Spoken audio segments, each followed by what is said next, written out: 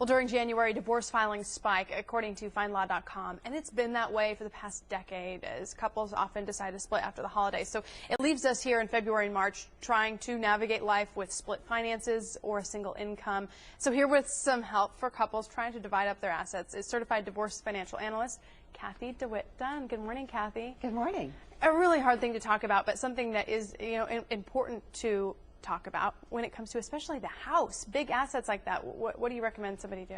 Well, the marital home is one of the largest assets typically in a divorce, and what you need to do is take a look at, can you afford to keep the home? You have to take a look at what kind of equity do I have in the house, and you need to really take a look at it from a financial decision, not an emotional decision, because it can really be draining on your finances while you're going through a divorce. And can you afford the home after the divorce, especially if you had dual income and now you're down to one income and you're facing this big challenge and change in your life? Sure, so you might feel, I want to fight for that house, but then in the end find out that that really might not be an option given a single income. Oh, absolutely. And then it becomes devastating later down the road because then you're stuck with this home. Sure. You don't have the income to pay for it. And you really need to make a decision on what to do, financially at that point in time. Let's talk about something, a term that's been out there a lot lately. I think it's bird nesting.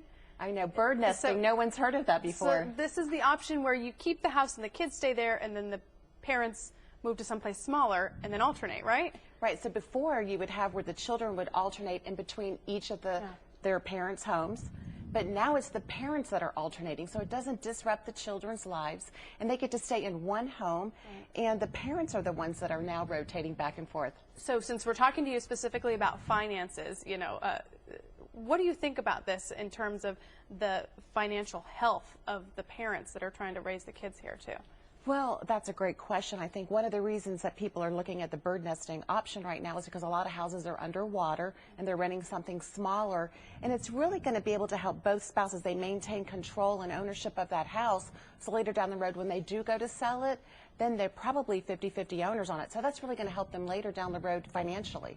Now, if somebody's going from a place where they had been, in a relationship where they weren't working and now they're splitting up and going to be on their own, what sort of financial advice do you give somebody like that? Well, that's a really tough one. What you really need to do is sit down with a financial neutral or a certified divorce financial analyst to take a look at what your options are. And sometimes if you've been married for quite a long period of time, you could get spousal support temporarily to get back on your feet. And you really want to work with somebody to find out what's in your best future for your financial freedom later down the road.